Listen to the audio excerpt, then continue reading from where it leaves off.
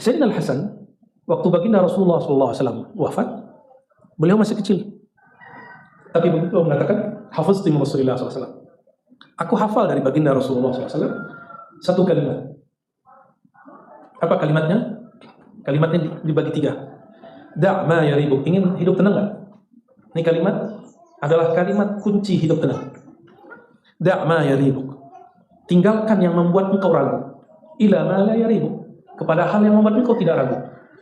Contohnya gini. Kalau kita wudu, terus sholat, ngobrol-ngobrol bingung. Batal atau tidak? Apa kata baginda Rasulullah SAW? Da' ma yaribuk. Tinggalkan yang kamu ragu.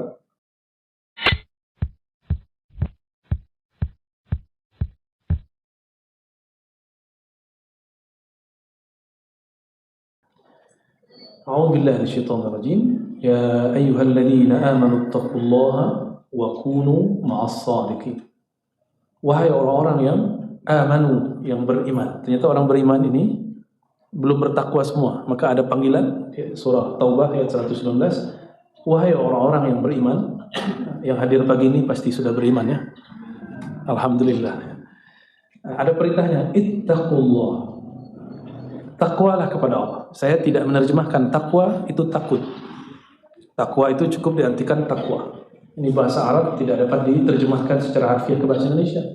Karena takut bahasa Indonesia lain, takut karena Covid. Lupa ya? Lupa kan? Karena memori manusia sangat short sekali, pendek sekali. Jadi kita sudah hilang memori itu. Ya, masih ingat portal ditutup? Ya, sampai tengkar-tengkar segala ya. Masya Allah. Itu takut juga. Ada preman, takut juga. Ada polisi lagi razia di depan, takut juga. Bukan itu yang disebut takutnya. Ittaqu dari kata ya, kalau perintahnya ada qi, bisa juga qi, jaga. Jadi dari kata wiqayah. Wiqayah berarti penjagaan. Jadi, boleh juga diartikan kewaspadaan.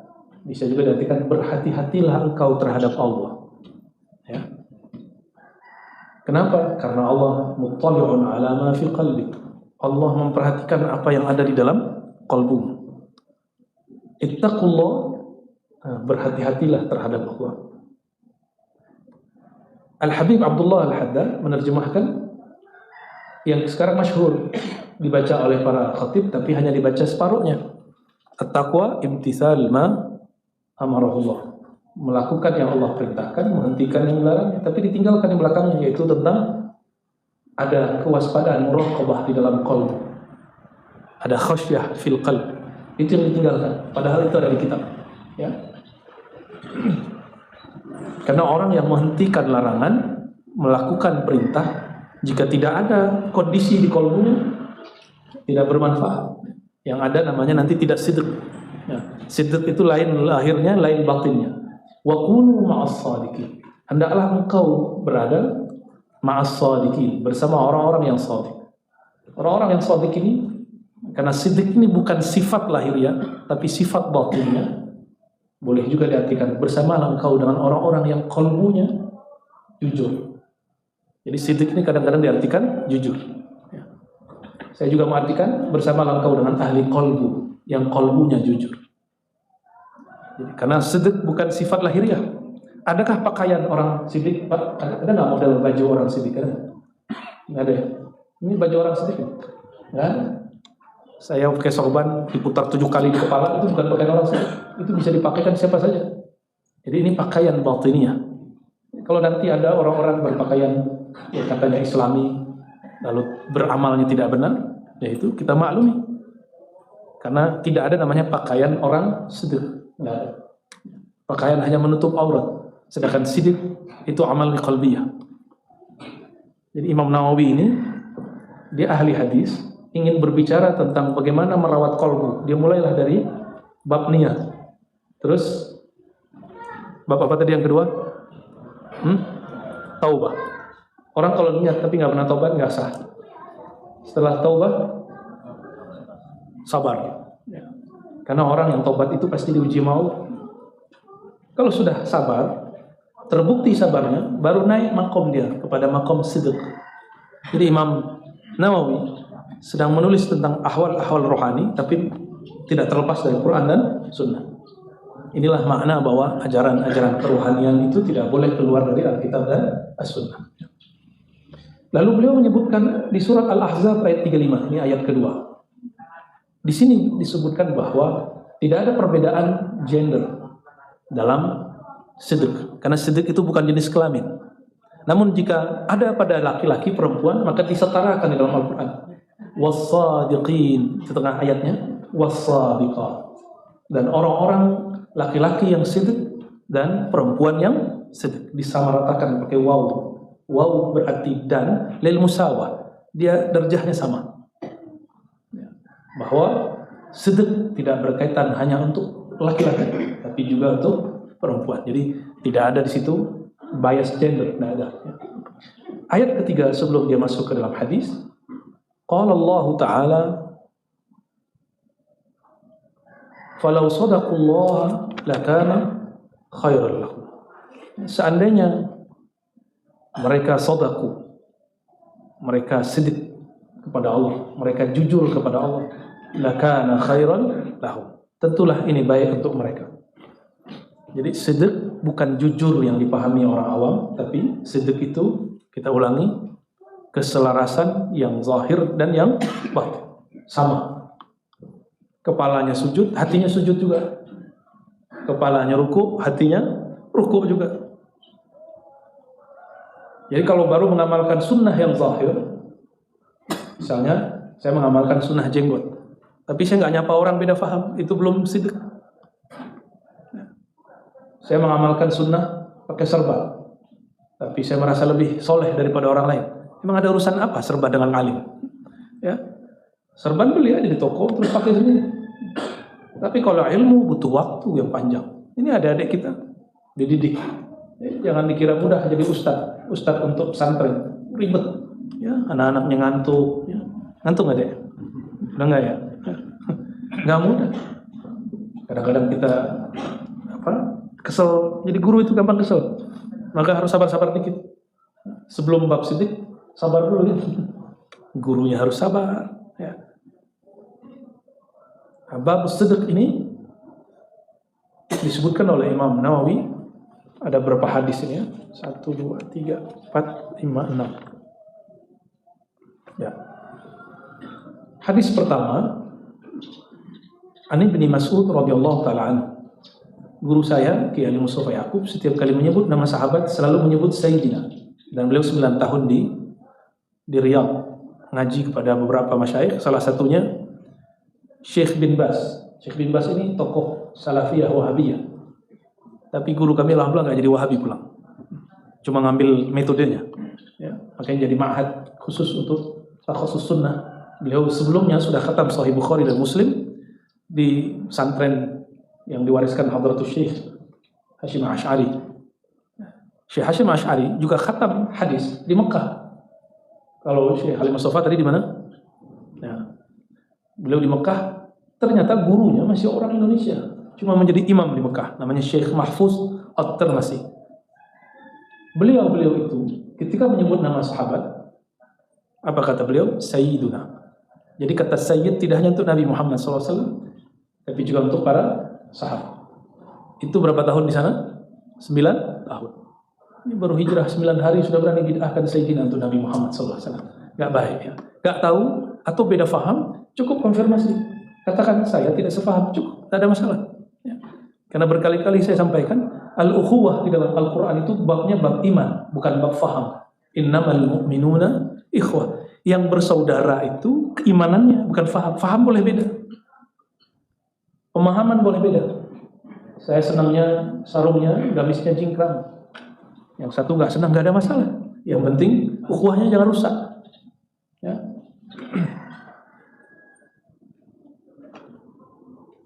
Inna sidqa yahdi ilal birr.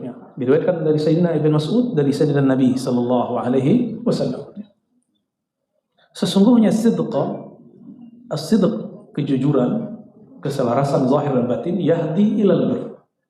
Membuka jalan, menunjuk jalan kepada albir. Apa arti albir? Bukan bir minuman, bukan. Kebajikan. Sebenarnya bir dan khair ini mirip. Cuma albir ini umum, kebaikan umum. Sedangkan khair, kebaikan yang telah dipilih, yang dikhususkan. Wa innal birra yahdi ilal jannah. Sesungguhnya kebajikan itu yahdi ilal jannah, menuntun ke dalam surga. Surga itu di dunia sudah ada ciri-cirinya. Apa ciri-ciri surga di dunia? At-tuma'ninah fil qulub wal insyirah fis sudur. Jadi ada kedamaian di dalam hati, ada kelapangan di dalam dada. Itu adalah taman surgawi di dunia. Itulah sebabnya kenapa orang-orang yang berzikir itu disebut di dalam taman surga. Karena dia dengan berzikir hatinya tenang, dadanya lapang. Maka tidak ada lagi alasannya. Bapak Ibu kalau kerja setiap hari, jadikan tempat bekerja itu ladang berzikir. Ada zikir dengan lisan, ada zikir dengan hal. Nah, ini zikir dengan hal. Bersikap jujur dalam kerja itu zikir qalbu, zikir hal. Maka orang-orang yang sidq, yang jujur dalam bekerja, dia sedang berzikir. Dia sedang berzikir. Wa inna ar-rajula la yasduq hatta yuktaba 'inda Allah siddiqa. Ada sadiq, ada siddiq. Apa bedanya? Sadiq itu orang yang sedang berusaha jujur. Sekali, dua kali itu disebut sadiq. Tapi jika sudah menjadi karakter, kalau jujurnya karena ada CCTV, karena ada absensi, ada report, laporan mingguan, bulanan, tahunan, itu bukan jujur yang siddiq, baru sadiq. Baru sadiq. Kalau siddiq, tidak ada CCTV, tidak ada laporan, dia tetap jujur. Namanya masjid siddiq, ada tasydidnya. Apa kata Nabi Muhammad SAW? Wa inna rajula, sesungguhnya seseorang, sungguh dia berusaha untuk jujur, menselaraskan zahir dan batinnya. Hatta yuktaba 'inda Allah, sehingga ditulis di sisi Allah siddiqa, sebagai orang yang benar-benar jujur. Jadi shadiq dulu baru siddiq. Belajar jujur dulu. Maka CCTV, laporan itu sebenarnya mengajar kita untuk siddiq, ya. Wa innal kadhiba, sekarang dibalik. Lawannya siddiq apa? Jujur. Ya, apa lawannya? Berdusta. Lain zahirnya, lain batinnya. Jadi sebelum jujur kepada makhluk, jujur kepada Allah dulu. Jujur kepada Allah, kita sudah terapkan dalam sholat. Adakah di antara kita yang sholat subuhnya kalau sendirian, telat nih bangun? Gak ada lihat nih, udah 1,5 aja deh. Ada nggak? Kan nggak ada. Adakah kita yang puasa, lalu di dalam puasanya, ketika tidak ada orang, lalu kita makan sendiri? Ada nggak? Kan nggak ada. Jadi semua ibadah itu mengarahkan kepada siddiq. Sayangnya siddiq kita baru temporal, baru terbatas waktu. Selesai sholat, siddiqnya hilang. Wa innal kadhiba, sesungguhnya satu kebohongan yahdi ilal fujur, menuntun kepada kekejian. Fujur itu keji, perbuatan keji, menipu orang, menjebak orang, membuat laporan yang tidak benar, ya. Itu fujur namanya. Wa innal fujura yahdi ilan nar, sesungguhnya kefajiran, kekejian itu akan menuntun kepada neraka. Sekali orang berbohong, dia akan menutupi kebohongannya. Lalu ditutupi lagi dengan kebohongan baru, tutup lagi dengan kebohongan baru. Benar enggak? Oleh karena itu, berbohong itu tidak ada namanya berbohong untuk kebaikan kecuali islahul mukhasam. Ya, untuk mengislah orang sedang bertengkar. Orang bertengkar boleh kita berbohong sedikit. Jadi tidak ada kata maaf dalam bab ini. Tapi kayaknya sudah sering dengar kata orang-orang gimana? Hari gini jujur, nggak makan ente, gitu ya. Itu setan yang ngomong. Asyaitan yatakallam. Dan yang paling lucu, ustaz ngomong gitu, aneh itu. Jangan sampai, ya. Wa innal fujur, sesungguhnya kekejian itu. Jadi kalau sudah sekali berbohong, maka kebohongan yang kedua dibuat. Kebohongan yang banyak itu namanya fujur. Karena berakibat kepada menganiaya diri dan orang lain. Yahdi ilan nar, menuntun kepada neraka. Para ulama kita menjelaskan, jika ada riyadul jannah, ada taman-taman surga, maka ada riyah, rihun nar, ada hawa neraka. Apa hawa neraka? Kalau tadi taman surga adalah kedamaian, hawa neraka apa? Kegelisahan, gelisah aja. Dan coba pastikan, sekali saja bohong pasti gelisah. Benar nggak?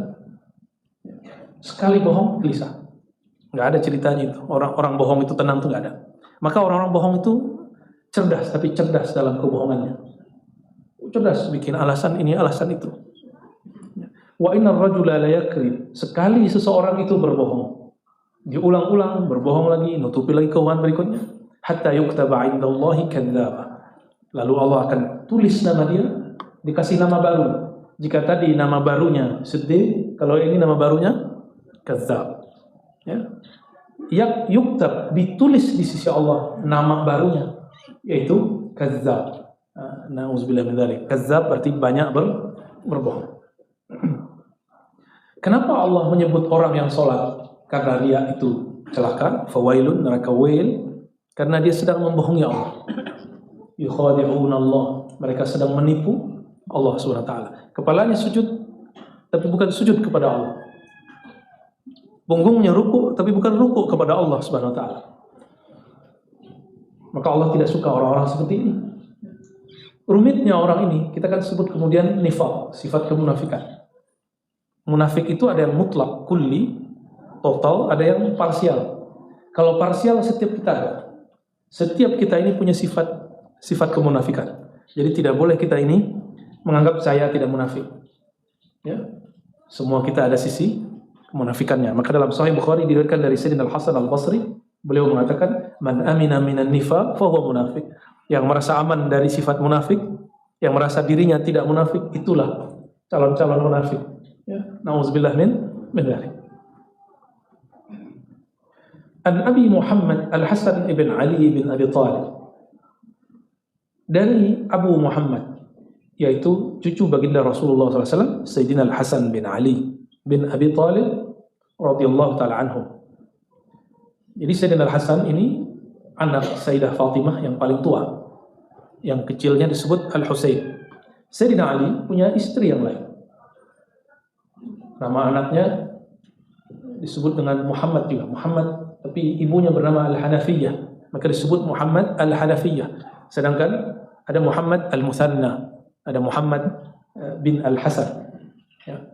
Sayyidina Al-Hasan ini orangnya penyabar, mau mengalah. Jadi ketika transisi dari Sayyidina Ali ke Muawiyah, itu yang menjembatani adalah Sayyidina Al-Hasan. Padahal beliau yang paling berhak waktu itu menjadi pengganti Sayyidina Ali. Tapi beliau tidak mau orang-orang perang, tidak mau konflik, maka dia islah antara dua kelompok. Simpatisan Sayyidina Ali dengan loyalis Sayyidina Muawiyah. Ya. Jadi Sayyidina Al-Hasan ini boleh disebut penyelamat atau juru damai di kalangan sahabat Nabi Sallallahu Alaihi Wasallam. Istrinya banyak yang mau sama dia. Banyak yang mau. 4, ganti lagi 4, terus begitu sampai puluhan istrinya. Ya. Kalau sekarang ibu-ibu marah, tapi kalau ibu-ibu hidup di zaman itu nggak ada yang marah. Ya. Malah berdoa, ya Allah, semoga giliran saya. Gitu. Walaupun cuma sejenak jadi istrinya. Ya. Sekedar ingin mendapatkan keberkahan status istri beliau. Ya. Sayyidina Al-Hasan. Lain dengan adiknya, Sayyidina Al-Husain. Al-Husain ini lebih muda. Waktu di Madinah, Muawiyah mati, meninggal, digantikan anaknya, Yazid. Maka gelisahlah orang-orang di Madinah. Muawiyah di Damaskus. Apa gelisahnya? Kok dari ayah turun ke anak? Tanpa hasil musyawarah. Akhirnya datanglah orang-orang dari Kufah, dulu loyalis Sayyidina Ali, datang kepada anaknya, Sayyidina Hasan. Baru masuk pintu diusir, kamu keluar. Karena beliau telah mengislah, tidak mau lagi mengulang konfliknya. Diam-diam mereka datang ke rumah Sayyidina Al-Husain. Sayyidina Husain terima. Diterima. Apa kata mereka? Wahai cucu baginda Rasulullah, jika kalian diam melihat ketidakadilan ini, lalu siapa lagi yang akan berjuang? Sayyidina Husain kemudian menganggap, oh iya juga ya. Akhirnya Sayyidina Husain tertarik, tapi di saat dia tertarik, di depan pintu sudah ada orang lain. Pas dibuka ternyata abangnya, Sayyidina Al-Hasan. Apa kata beliau? Ya Husain, nantaqil ghadan ila Makkah. Besok kita hijrah ke Mekah. Terus orang yang datang tadi, inilah politisi. Kalau bukan kamu siapa lagi? Nah, itu nggak bahasanya politisi? Jika bukan Bang Haji siapa lagi? Jika bukan abang siapa lagi? Jika bukan ustadz siapa lagi? Kawan saya selama sebelum pandemi itu banyak sekali yang menjadi caleg PBB. Kita sebut aja, giliran imamnya PBB pro kepada 01, langsung kemudian mengutuk si Yusril Iza Mahendra. Waduh, gawat juga nih. Jadi ternyata politik ini sudah jadi asbab orang saling membenci. Ini dari dulu, sudah dikutuk dari zaman dulu. Maka Sayyidina Al-Hasan ingin menyelamatkan adanya Sayyidina Al-Husain dari hasutan orang ini. Tapi dulu di waktu baginda Rasulullah SAW masih hidup, beliau berkala. Apa kata beliau? Dalam hadis Imam Ahmad, Inni la asyummu, sungguh aku telah mencium. Apa yang dicium baginda Rasulullah SAW? Raihata dami Al-Husain, bau semerbak darah segar cucuku Husain. Jadi baginda Rasulullah sudah diberitahu bahwa cucunya Sayyidina Al-Husain akan berdarah-darah. Dulu saya punya guru yang ngajar saya ilmu akidah dan ilmu zikir, namanya Abu Ya Al-Hasan Al-Basri. Murid-murid ini diuji oleh beliau. Kalau datang, beliau suka baca kitab. Satu kali beliau berkala, saya tidaklah orang sakti, tidak punya karomah, saya. Bahasanya begitu. Akhirnya pekan esok sepi, tidak ada yang datang kecuali saya dan ayahanda saya dan 1-2 orang. Lalu beberapa minggu ke depan saya bertemulah kawan-kawan yang tidak hadir itu. Apa kata mereka? Guru kamu itu tidak sakti, nggak keramat. Gitu. Tapi tahu nggak Bapak Ibu yang kenal? Ada seseorang, beliau lagi ketemu, lu kaget ngeliat seseorang kawan dari dia yang mengatakan gurunya nggak keramat ini. Apa kata beliau? Saya melihat dia berdarah-darah. Alami begitu. Tidak lama, sekitar setahun, benar, orang itu tertabrak depan masjid itu jalan, kena tabrak berdarah-darah. Kurang keramat apa? Lalu bertanyalah kami, katanya nggak keramat Tuan Guru. Apa jawaban beliau? Kalau saya tidak keramat, kalau saya tidak sakti, saya tidak tahu masa depan. Tapi kalau Allah tahu masa depan. Jika Allah beritahu, saya tahu. Akhirnya muridnya baru paham bahwa keramat itu bukan zatnya seorang guru, tapi itu pemberian dari Allah Subhanahu wa Ta'ala. Hal begitu terjadi. Di zaman Rasulullah SAW itu disebut dengan tanabbu. Tanabbu itu pengkhabaran masa depan. Kalau kita mungkin nyebutnya ramalan, tapi ini bukan ramalan. Nabi tidak meramal. Sallallahu Alaihi Wasallam. Sayyidina Al-Hasan, waktu baginda Rasulullah SAW wafat, beliau masih kecil. Tapi beliau mengatakan, hafaztu min Rasulillah SAW. Aku hafal dari baginda Rasulullah SAW satu kalimat. Apa kalimatnya? Kalimatnya dibagi 3. Da' ma yaribuk. Ingin hidup tenang nggak? Ini kalimat adalah kalimat kunci hidup tenang. Da' ma yaribuk. Tinggalkan yang membuat engkau ragu. Ila ma la yaribuk. Kepada hal yang membuat engkau tidak ragu. Contohnya gini. Kalau kita wudu, terus sholat, ngobrol-ngobrol bingung, batal atau tidak? Apa kata baginda Rasulullah SAW? Da' ma yaribuk. Tinggalkan yang kamu ragu. Bukan berarti tinggalkan sholatnya. Nggak usah sholat, saya bingung, saya masih wudu apa enggak. Bukan itu. Ini yang banyak salah pahamnya orang-orang hari ini. Itu namanya mundur, kemunduran spiritual, kemunduran rohani, penakut. Da' ma yaribuk itu prakteknya apa? Ulangi wudunya lalu sholat. Segarkan kembali lalu sholat. Bukan, saya nggak mau sholat dulu. Nah itu nggak benar. Jadi da' ma yaribuk, tinggalkan yang buat kamu ragu. Bukan tinggalkan kerjaanmu, enggak. Ini yang orang-orang salah paham. Dia ragu nih kerjaannya gimana, ditinggalkan pekerjaannya. Itu bukan da' ma yaribuk. Da' ma yaribuka ila ma yaribuk. Tinggalkan yang kamu ragu kepada hal yang kamu tidak ragu. Ar-raib itu disebutkan di Quran. Dalikal kitabu la raiba. Itulah kitab yang tidak ada raib. Apa arti raib tadi? Keraguan. Ar-raib itu bahasa lainnya kegelisahan, yang membuat kamu gelisah. Nah itu disebut dengan raib. Kalau raib lain lagi ya, udah bahasa Indonesia ya. Raib artinya hilang ya? Enggak, bukan, beda dengan bahasa Arab. Fa inna sidqa tuma'nina. Karena kejujuran itu, keselarasan zahir dan batin, itu melahirkan tuma'nina, kedamaian. Wa in wal kadhiba riba. Sedangkan orang-orang yang berbohong, berdusta itu pasti riba. Riba, bukan riba atau gimana? Taknya ada, bukan riba. Riba itu nggak pakai ya, riba. Karena ini riba. Riba tadi riba, yaitu keraguan.